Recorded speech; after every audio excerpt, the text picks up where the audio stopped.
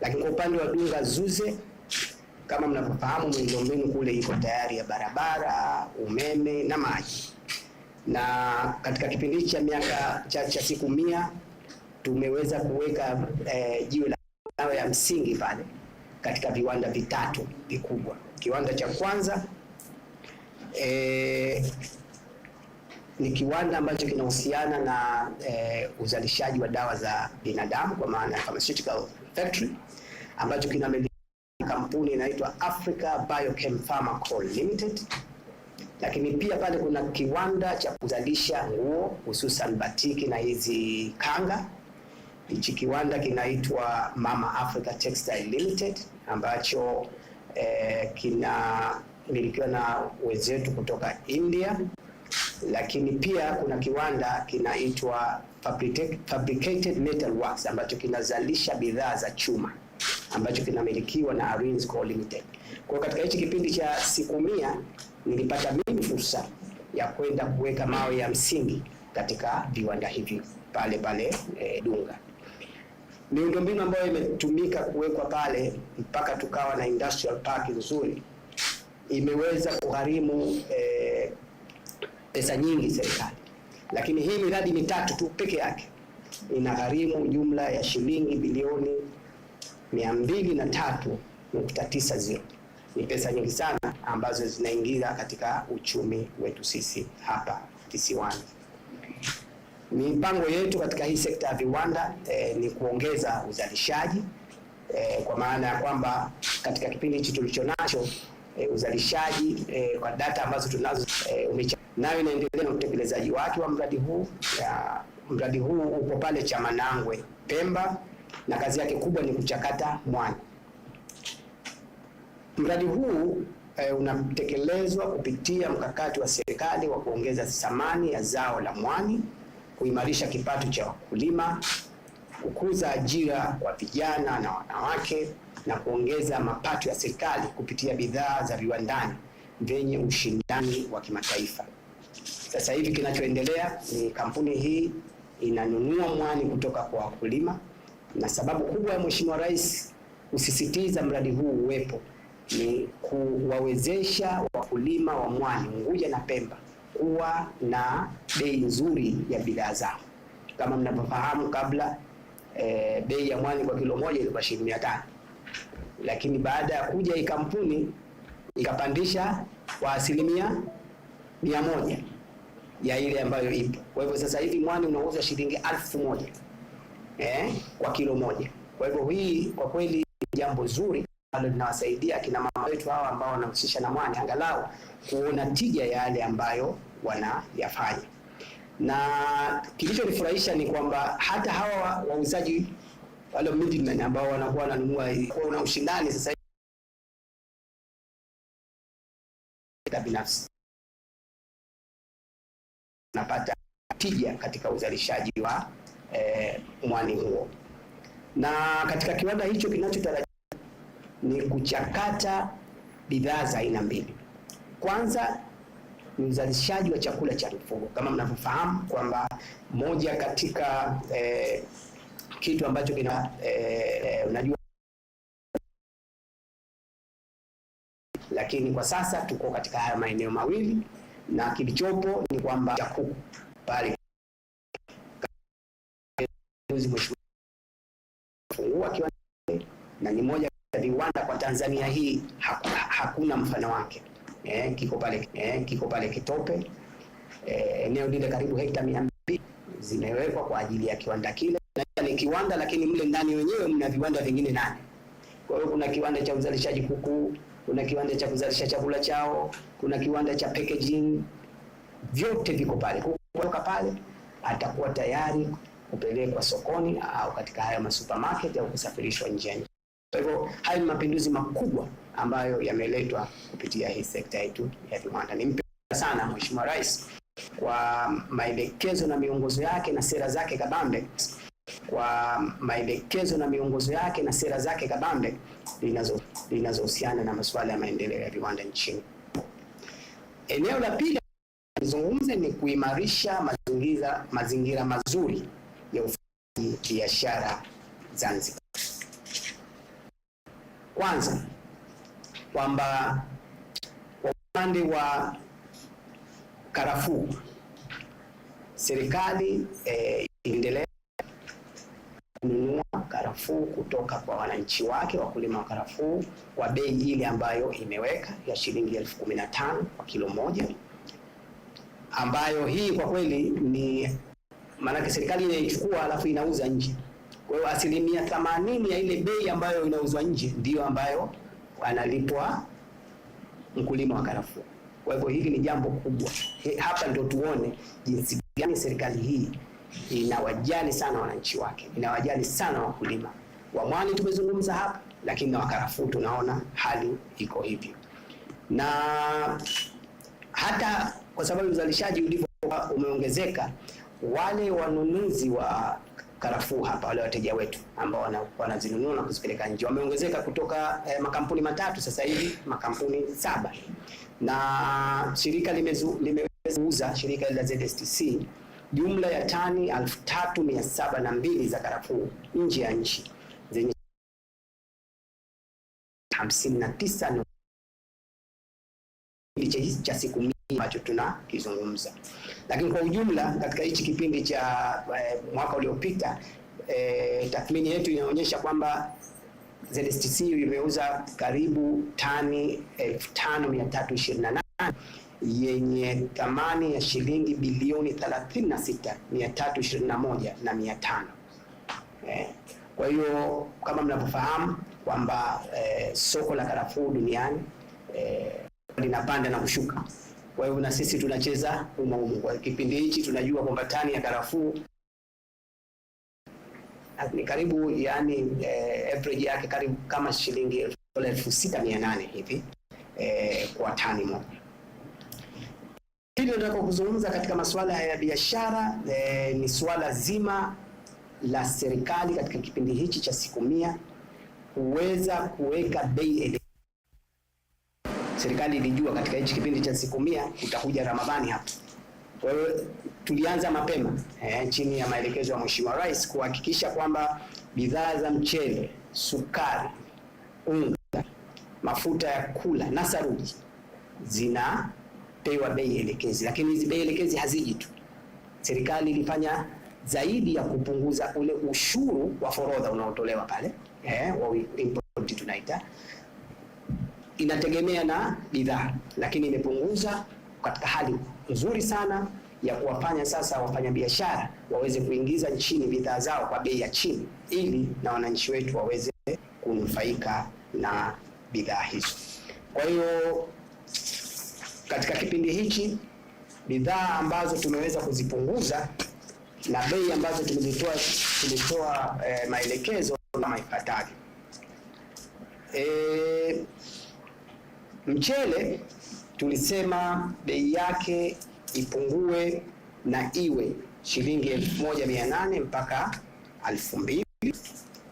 Lakini pia tulihakikisha kwamba unga wa ngano bei elekezi baada ya punguzo lilotoa ni baina ya shilingi 1,800 mpaka 2,000. Hizi zilishuka sana, na niwashukuru sana wananchi katika kipindi hichi cha Ramadhani. Baada ya kutoa taarifa ile ya chakula, nilifanya ziara mwenyewe katika masoko ya Unguja na Pemba. Tulianza hapa Unguja katika masoko ya Darajani, soko lile la Mombasa, soko la Mwanakwerekwe na soko la Jumbi. Lakini tukaenda na Pemba, kaskazini Pemba tukaenda soko lile la Wete Mjini na soko la Ivumbikai, na kwa kusini tukaenda soko lile la Chake Chake na soko la Machoma. Na tumeona, na ndio maana nikatoa shukrani za kutosha kwa wafanyabiashara hao, kwa sababu zile bei elekezi walizipata vizuri sana, kiasi kwamba wananchi wetu sasa hivi katika suala hili la Ramadhani, vyakula simamizi tu kwa duka madawa kitu kimoja, ili hicho ni kitu ambacho pia tumekifanya. Lakini pia katika hichi cha ukuaji kupitia biashara pia ambao biashara baina ya umeweza kuanza lile swala zima la ile ya kimya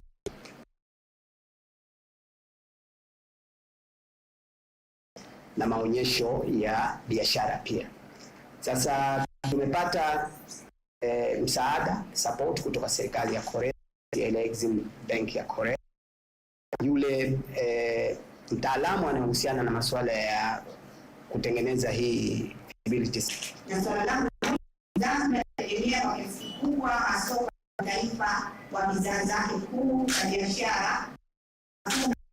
Tunataka gani kulinda yaliyopo, kutafuta masoko mbadala na kuhakikisha.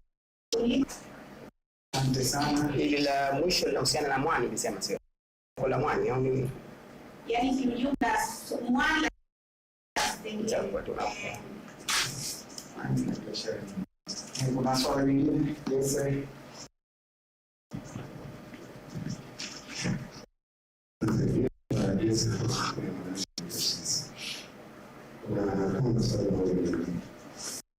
Kwanza natamani kujua, umesema ni kwenye matumizi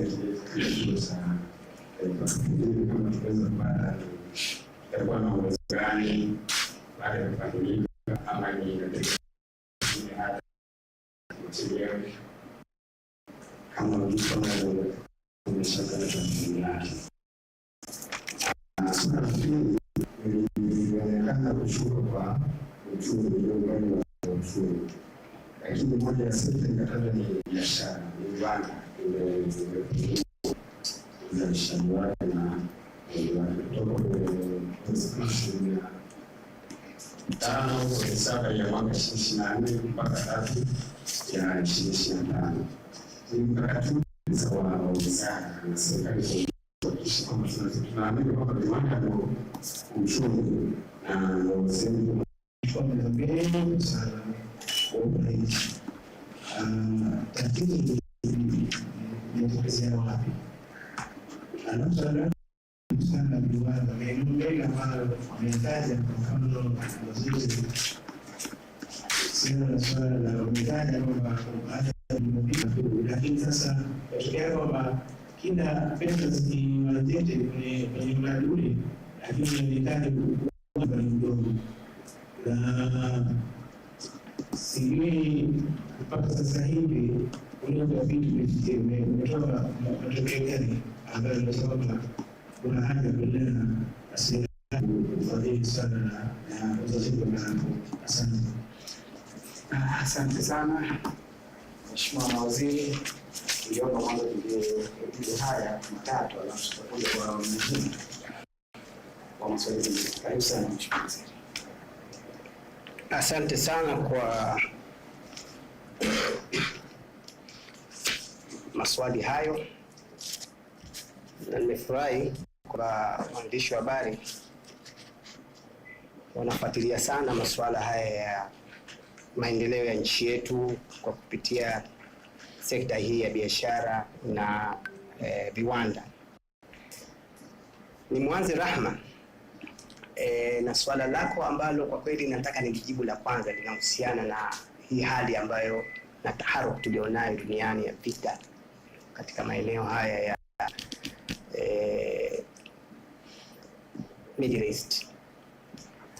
Kwa kweli ni fadhaa kubwa, kwa sababu hii ni vita ambavyo kiuchumi haitoathiri upande wetu sisi, ni kitu ambacho kitaathiri dunia nzima. Kikubwa ambacho ningependa wananchi wakifahamu ni kwamba wakae katika hali ya amani, sababu ni vita ambavyo kwa kweli havituhusu na ni vita ambavyo athari yake tu ndio itayotukabili. Serikali itafanya nini? Sasa hivi ni mapema kusema serikali itafanya nini, lakini ni kitu ambacho tunakielewa. Serikali inafanya tathmini kuona jinsi gani tunaweza tukamudu ule mtikisiko ambao utakuwepo wa kiuchumi. Na hapa labda mimi niseme kitu kikubwa ambacho kitaathiri ni swala zima la uwepo wa mafuta. Na mnajua yale ni maeneo yanaambiwa lile eneo moja tu ambalo linapita mafuta baina ya Oman na Iran, ile Strait of Hormuz, 20% ya mafuta yanapita pale. Kwa hiyo hicho ni kiwango kikubwa katika uzalishaji wa mafuta, na ndio mafuta mengi ambayo yanakuja katika kanda yetu sisi huko. Kwa hiyo tukipata athari ya mafuta kwa maana pengine kuwepo, lakini kwa maana pengine kupanda bei, leo ukiangalia katika matelevisheni yao wanakuambia tayari kuna kila ishara ya barrel moja ya oil ambayo ni $79 kupanda kufikia $100. Kwa hivyo hii itatuathiri. Ninachofahamu Zanzibar ina mafuta ya kutosha katika kipindi hichi. Kwa miezi mitatu tutakuwa hatuna shida ya mafuta, lakini hii ni taarifa ambayo itatolewa baadaye kupata uhalisia wake.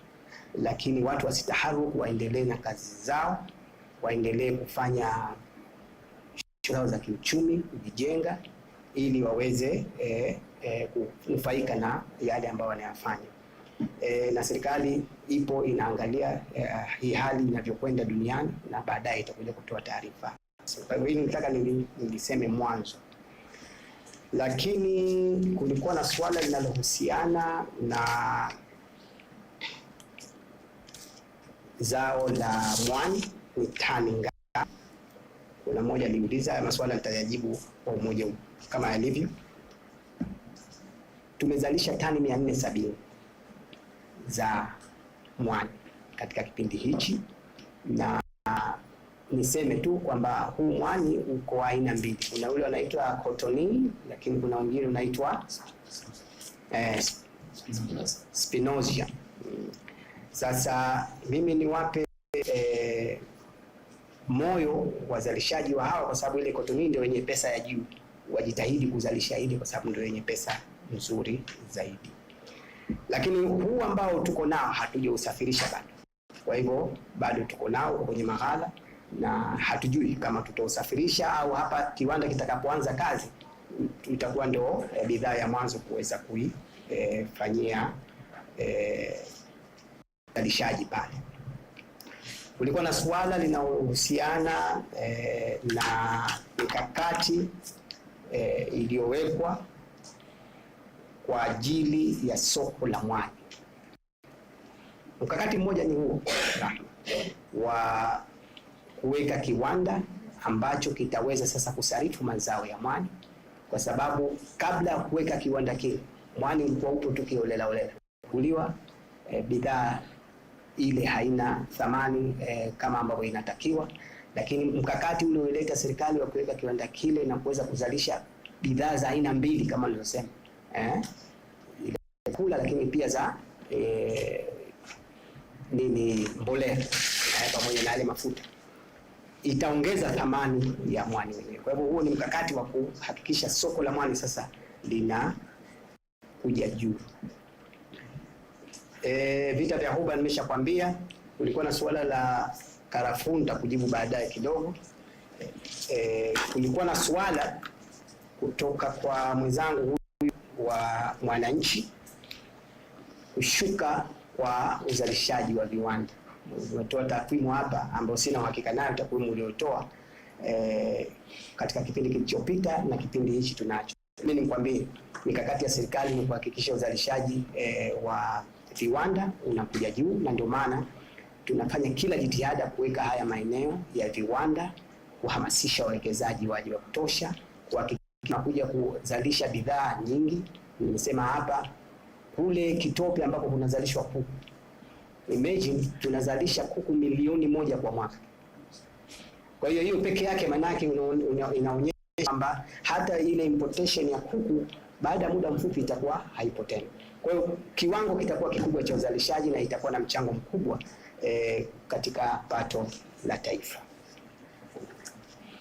Alafu kulikuwa na suala linalohusiana na ile convention center ambayo tunataka kuijenga tulitakiwa tutoe taarifa ni kiasi gani cha mtaji kutumika pale.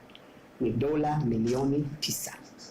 Hizo ni pesa nyingi sana ambazo zitaingizwa pale. Na nikwambie kwamba katika eneo lile ambalo linahusu masuala ya kumbi za mikutano za kimataifa, si kumbi za mikutano tu zitazokuja pale.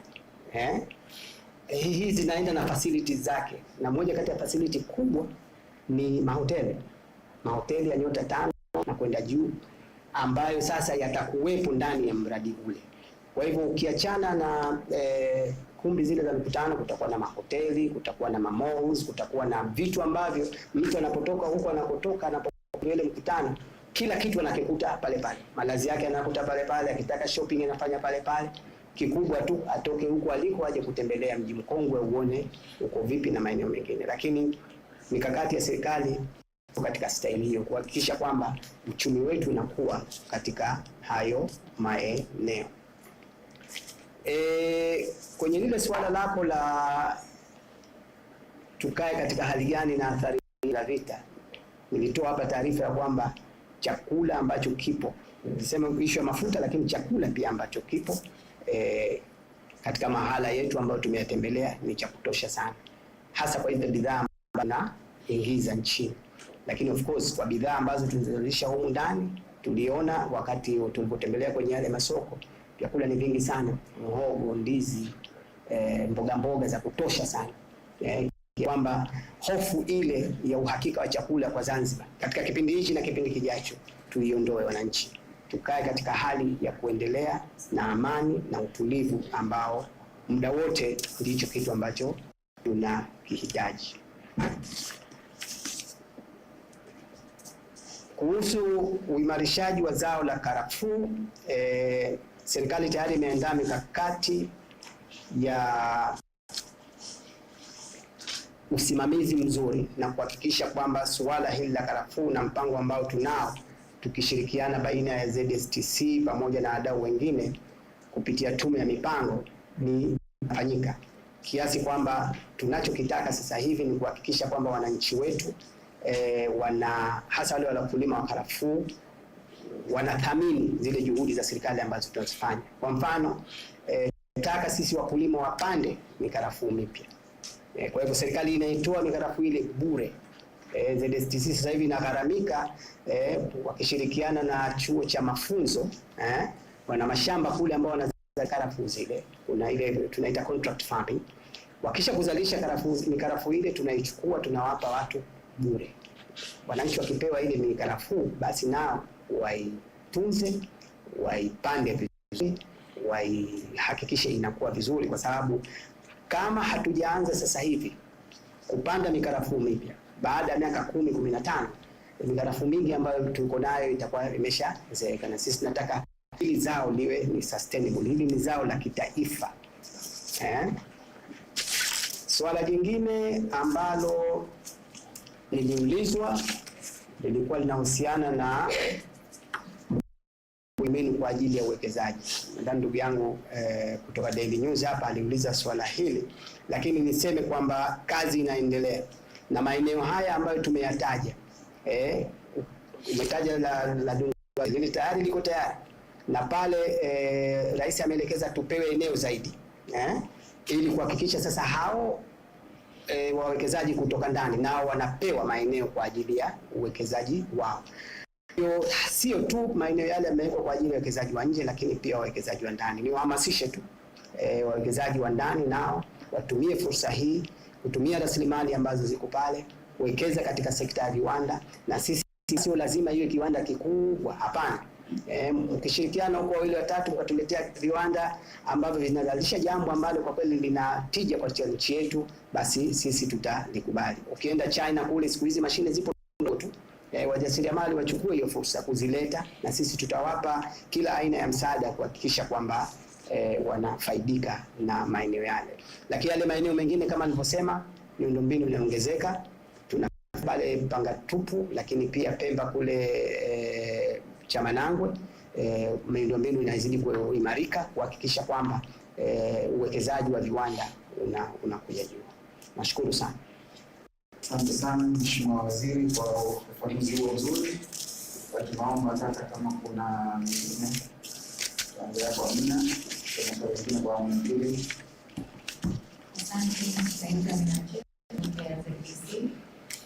Amina gani? Mchezo. Okay. Swali la kwanza ni kuhusiana na swala zima la ukaguzi wa bidhaa na biashara hasa katika suala la kumlinda mtumiaji. Na kama waandishi wa habari wote tunashuhudia namna ya utekelezaji wa bidhaa ambazo zimechukua muda, lakini tunaona zile kwa upande wa makala au wafanya biashara wakubwa. Tatizo kubwa tunaona katika upande wa mitaa yetu, huko ndipo ambapo mtumiaji zaidi tunatumia katika maisha yetu ya madogo.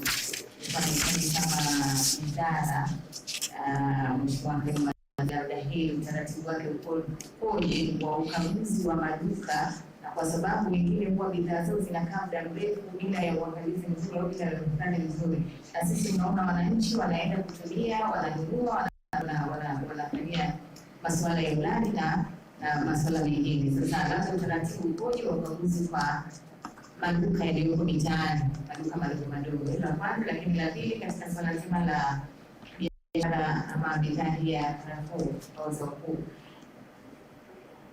labda tunataka kufahamu tukoje au tuko katika kiwango gani katika udhibiti, hasa katika swala zima la usafirishaji wa magendo katika swala zima la bidhaa ya karafuu. Kwa hiyo tunaona tunakamata wafanya biashara waliokuwa wanataka kusafirisha, lakini je, sasa hivi tukoje? Swala hili limekuwa likiuliza kichwa kwa serikali au pia wizara, au hali inakuwaje na ikoje zaidi kwa kwamba zinadhibiti zao la biashara? Asante sana Mheshimiwa. Asante. Mheshimiwa Naitwa Julius, natokea ZFM. Mimi nitaongezea tu hapo kwenye bidhaa hizo. Mheshimiwa Waziri, wizara ina mkakati gani wa kudhibiti bidhaa ambazo ni hatarishi kwa wananchi?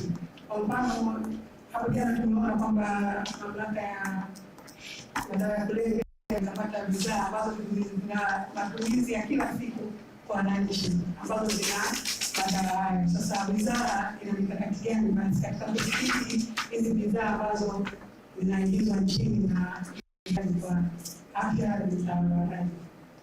Asante.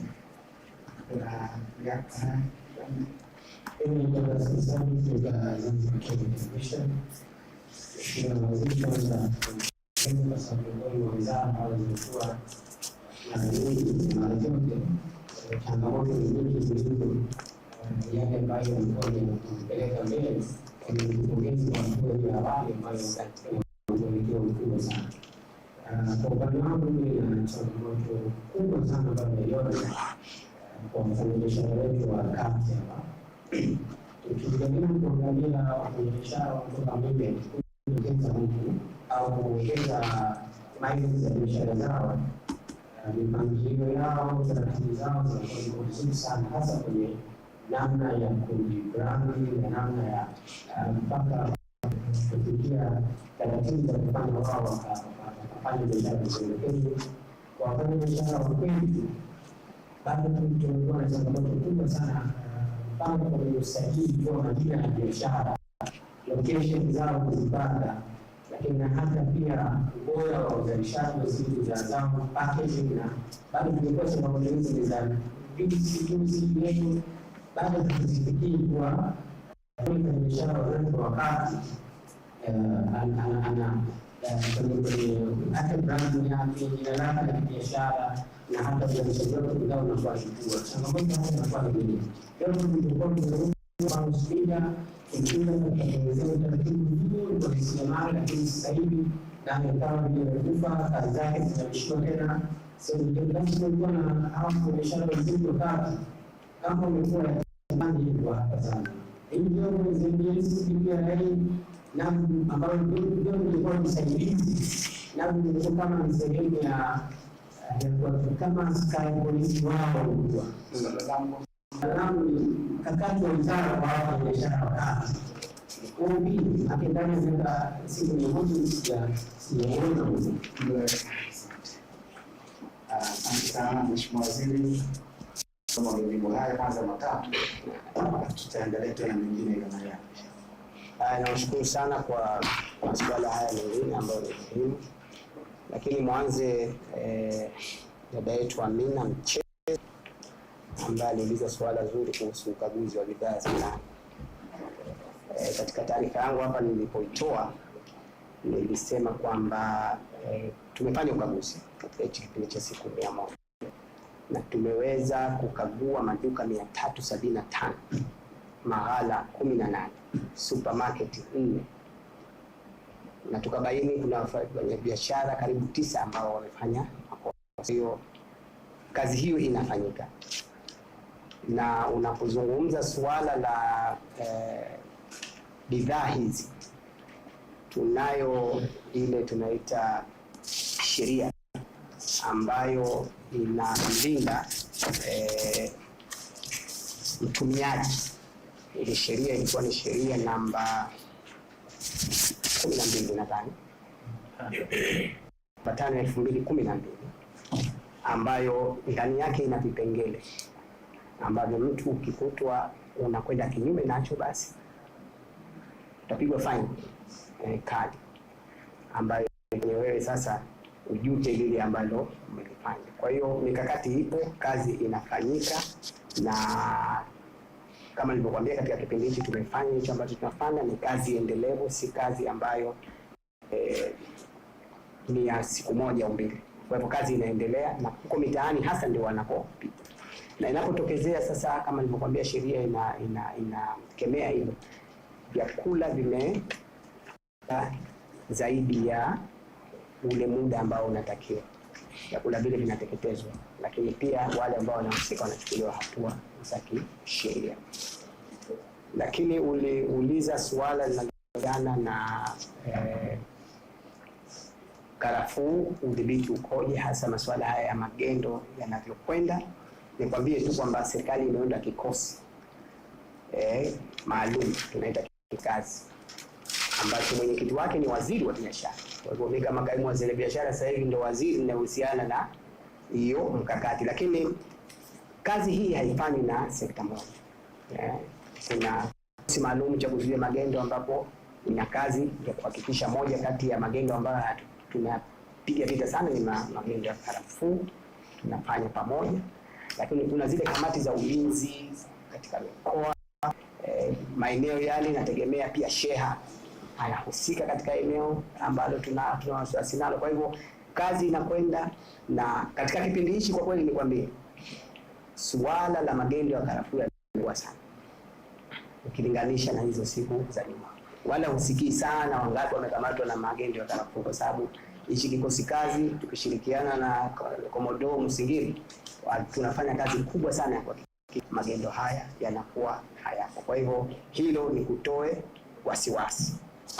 Kulikuwa na swala la ndugu yangu hapa, namshukuru kwa pongezi ambazo umenipa, linahusiana na swala zima la branding kwa wafanyabiashara wetu, hasa wa hapa Zanzibar ukilinganisha na wale wengine ambao wanatoka nje ya Zanzibar.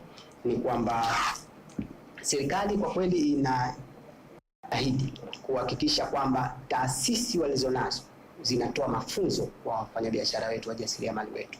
Mheshimiwa Rais kaanzisha taasisi ile ya kuwezesha wananchi kiuchumi. Kuwezesha wananchi kiuchumi si kutoa pesa tu na mikopo. Moja ni kutoa pia mafunzo. Hayo mafunzo yanalenga pia kuhakikisha watu wana brand vitu vyao, wanajua zile ule utaalamu wa kubrand. Jina liweje? Jina peke yake linavutia. Packaging yako iweje? Package yake peke yake inavutia. Kwa hivyo haya tunayafanya, na kuna taasisi pia ile ya ZBS ya viwango pia, kwa sababu unaweza kubrand kitu lakini hakina kiwango. Vile vitu vinatakiwa vi complement. Hivyo basi ZBS nao wanatoa hizo training, na katika taarifa yangu hapa ya siku 100 nimesema amount ya watu ambao wajasiriamali wamepewa mafunzo haya. Kwa hivyo jitihada za serikali zipo, wananchi tu na vijana, hususan vijana wachangamkie hizi fursa za training, ili sasa wasije wenzetu wakatushinda. Sisi sasa tuko juu. Kulikuwa na suala hapa linalohusiana na hizi bidhaa hatarishi ambazo zinaumiza walaji wetu, lakini zinaumiza vijana wetu. Ulizungumza suala la madawa ya kulevya, na hakika unafahamu, na ndio maana wakakamatwa, kwa sababu taasisi za serikali zipo zinasimamia hicho kitu. Lakini kuna taasisi ile inayohusiana na masuala ya chakula na madawa, ZFDA.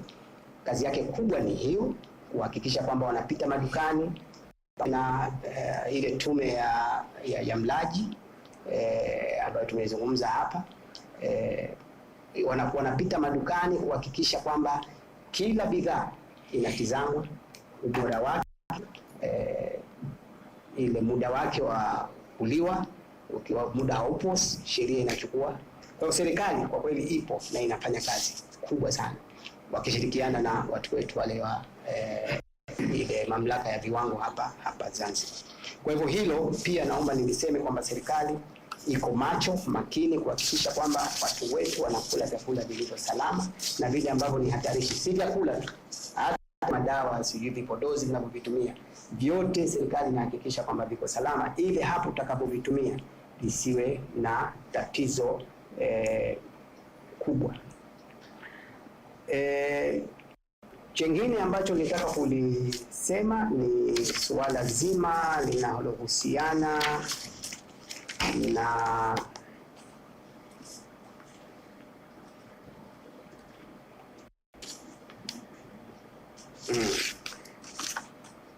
kulikuja hapa swala ambalo tayari nimeshalijibu la wafanyabiashara wakati, lakini kwa kuongezea tu, na kama nilivyosema mwanzo kwamba mkati wa hizi taasisi mbili, yani ZBS pamoja na ZEA, zipo kwa ajili ya kuhakikisha kwamba mafunzo yale yanatoka vizuri, na mafunzo hayo yanaendana pia na mikopo.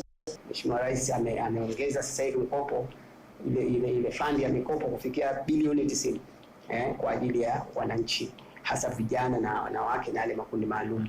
Nitoe wito tu kwao wachangamkie hizo fursa zipo, kwa sababu uchumi ambao unaohitajika katika nchi hii ni mkubwa, na hizi sekta ndogo ndogo ndizo ambazo zinasaidia sasa pato la taifa. Kwa hivyo tuchukue hii fursa, tufanye vizuri, tujitahidi kuwa wabunifu pia katika masuala yetu haya ya uzalishaji, na hasa hawa wajasiriamali sana. Asante sana. Asante sana Mheshimiwa Kaimu Waziri wa Biashara na Maendeleo ya Viwanda kwa ufafanuzi mzuri. Naomba tumalizie kwa maswala kwa awamu ya mwisho ili tuweze kufunga mjadala.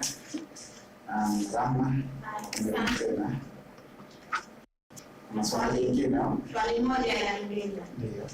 Mheshimiwa Waziri, umefahamishia kwamba Zanzibar kuna chakula cha kutosha, lakini kuna bidhaa za vyakula zipo juu Zanzibar. Kwa mfano nyama ya ng'ombe kilo moja inauzwa 18. Pia kwenye mfungo ambao zamani tunasema ilikuwa bei ya chini, kilo moja sasa hivi mfungo 7,000. Pengine tatizo ni nini, na mikakati ya serikali ni ipi sasa katika kuhakikisha wanaongeza uzalishaji wa ng'ombe? Asante. Mheshimiwa Waziri, ndio kujua effectiveness ya haya mafunzo ambao wajasiriamali wanapewa na ZEA, kama kuna evaluation yoyote, kwa sababu mara mbili au mara tatu naibu waziri wa vijana azanafishi juzi alisema kwamba fedha ambazo wamewapa hao vijana au wanakopa ni nyingi, lakini urejeshaji umekuwa sio mzuri, na hata hata ile ndani yao miradi yao haiendi vizuri. Sasa kujua kama kuna tathmini yoyote ambayo inafanyika, hasa kama Wizara ya Biashara inahusika moja kwa moja. Na pili, kwa wizara ya biashara vipi? Kufanya biashara. Na swali langu la pili kuhusiana na eneo la mpiga dui, kuna kasi kubwa sana ambayo inaendelea sasa hivi kuhusiana na ujenzi wa bandari, lakini wafanyabiashara wapiga mgongo bado wana wasiwasi wa kuhamishwa tena